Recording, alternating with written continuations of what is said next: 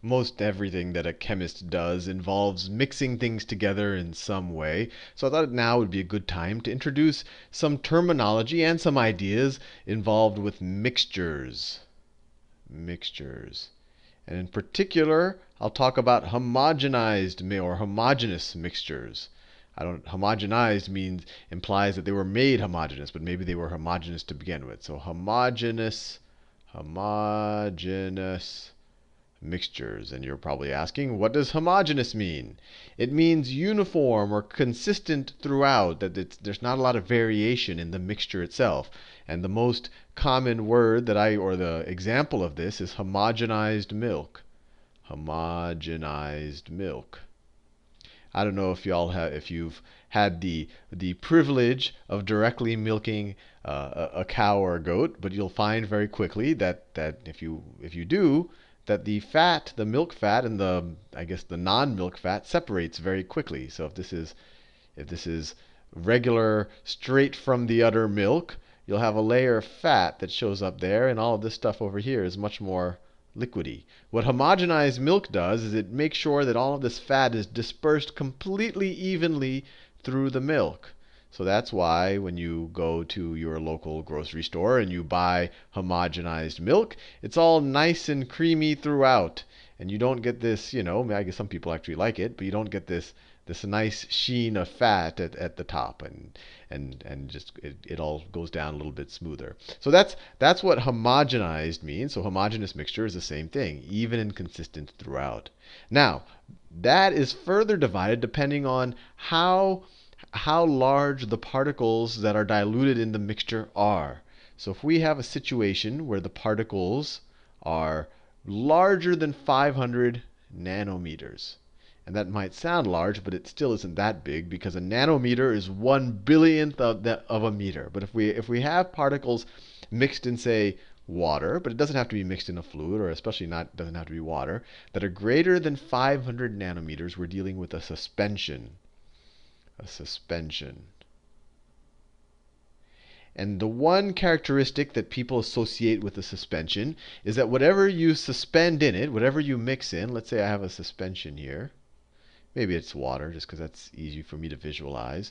And I have some big particles here, that they'll stay in the water for some amount of time, but eventually they'll deposit on the bottom of the container. Or sometimes they'll actually float to the top, depending on whether they're heavier or depending on their buoyancy. They'll either float to the top or the bottom. And in order to get it back into the suspension state, you got to shake the bottle. So two examples I can think of this. One is mixed paint. Right? Before you paint your walls, you got to make sure that the can is well shaken. Otherwise, you're going to get an inconsistent coat. The other, I don't know, it's close to my heart, is chocolate milk. Chocolate milk. Chocolate. Chocolate milk. Chocolate milk. Because when you mix it up, it's nice and it seems homogeneous, right? It's nice, and I already have milk here. So at first when you stir it nice, you have all the little chocolate clumps in there, or at least the chocolate when I make it, it's like that. But then if you let it sit around for a long time, eventually all the chocolate is going to collect at the bottom of the glass. Right? Actually, different parts of it. I've seen situations where the sugar all collects at the bottom, and then you have these little clumps at the top. But you get the idea that the mixture separates. So these are and that's because the particles in either the paint or the chocolate milk are greater than 500 nanometers. Now, if we get to a range that's a little bit smaller than that, if we get to a situation where we're at 2 to 500 nanometers, we're dealing with a colloid. Colloid, and that word, I remember in 7th grade, I think it was, you learned it in science class, the colloid, and a friend and I, we used to, we thought it was a more appropriate word for some type of gastrointestinal problem.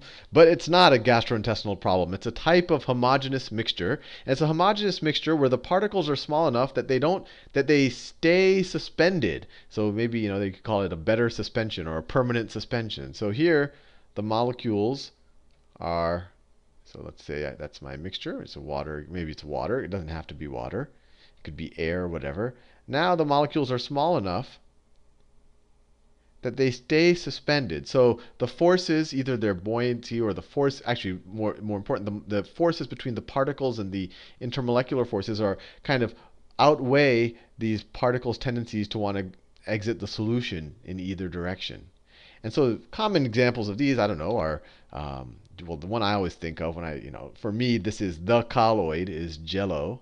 Well, Jello is the brand name, but it's gelatin is a colloid. The gelatin molecules stay suspended the gelatin powder stays suspended in the water that you add to it, and you can't you can leave it in the fridge forever, and it just won't ever deposit out of it. Other examples: fog. Fog, you have water molecules inside of an air mixture. And then you have smoke. Smoke. Fog and smoke. These are examples of aerosols. This is a aerosol in where you have a liquid in the air. This is an aerosol where you have a solid in the air. Smoke comes from little dark particles that are floating around in the air, and they'll never come out of the air. They're small enough that they'll always just float around with the air. Now, if you get below 2 nanometers, and I'm running, maybe I should eliminate my homogenized milk. If you get below 2 nanometers, I'm trying to draw in black. So if you're less than 2 nanometers, you're now in the realm of the solution. The solution. And although this is very interesting in the everyday world, a lot of things and this is a fun thing to think about in your house or when you encounter things, is this a suspension? Well, first you should just think, is it homogeneous? And then think, is it a suspension? Is it eventually going to not be in the state it's in and I'll have to shake it? Is it a colloid where it'll stay in this kind of nice thick state in the case of jello or fog or smoke, where it'll really just stay in the state that it's already in? Or is it a solution? And solution is probably the most important in chemistry. Although people talk about colloids and suspensions, 99% of everything we'll talk about in chemistry involves solutions. And in general, it's an aqueous solution when you stick something in water. So sometimes you'll see something like this. You'll see some compound X in a reaction, and right next to it they'll write this AQ. They mean that X is dissolved in water. It's a solute with water as the solvent. So actually, let me put that terminology here, just because I used it just now. So you have a solute.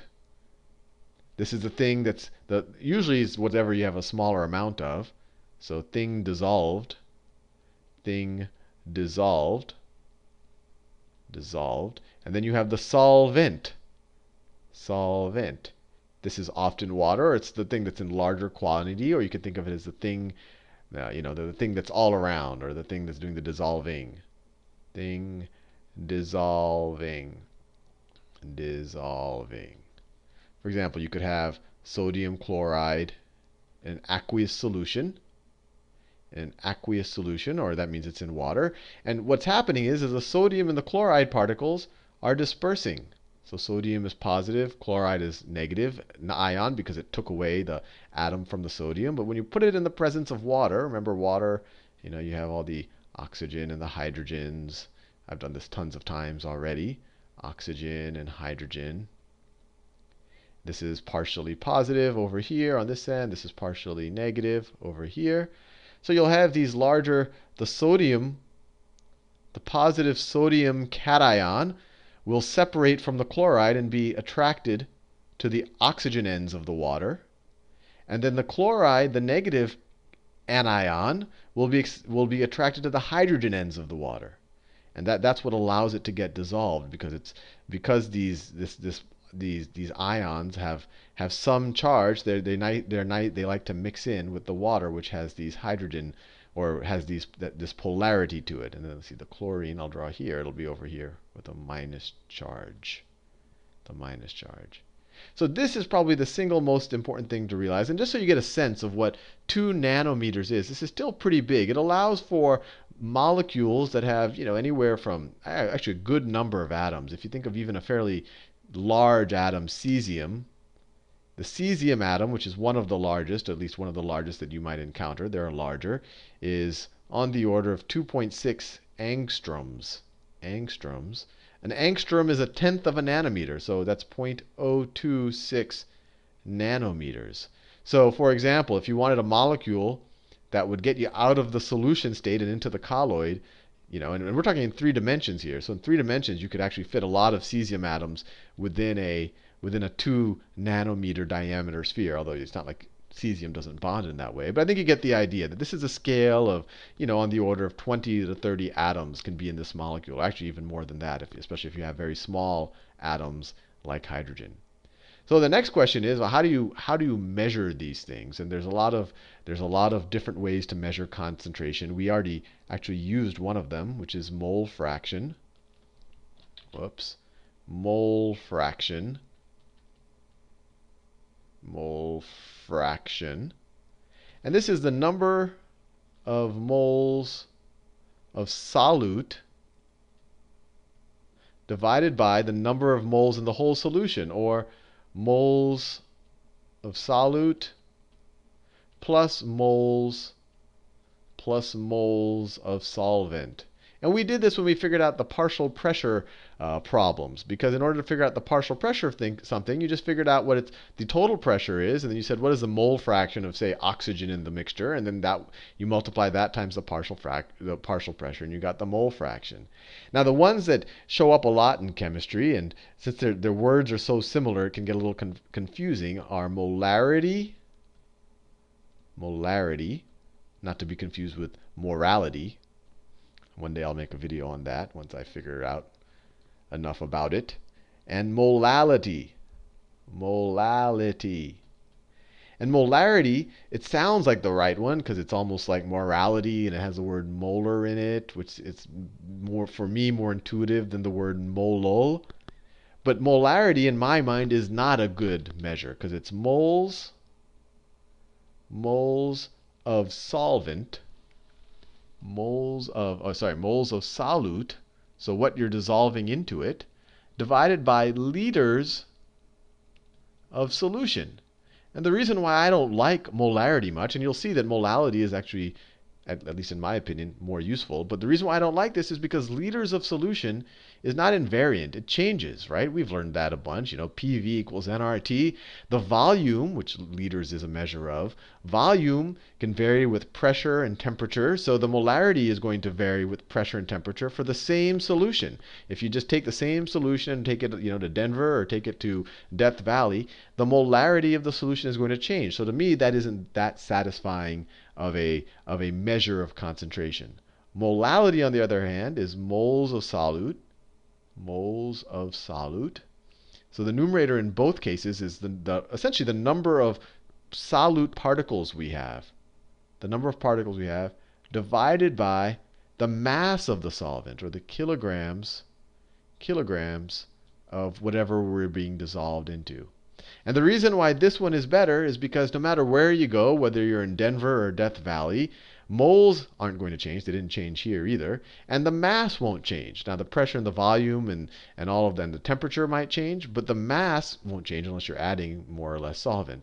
So this, in my mind, is kind of the better one. And actually, I'll put a little contest on this video if y'all can think of good ways to remember the difference between molality and molarity, because frankly I think this is one of the most, it's not confusing, they're very simple definitions, but I think a lot of people get confused, especially a year or two out of taking chemistry class. If someone says, oh, what's the difference between molality and molarity, you're like, oh, well, there was a difference with volume and mass, but I forget which is which. And I'll leave it up to you guys to think of a good way to memorize the difference between the two.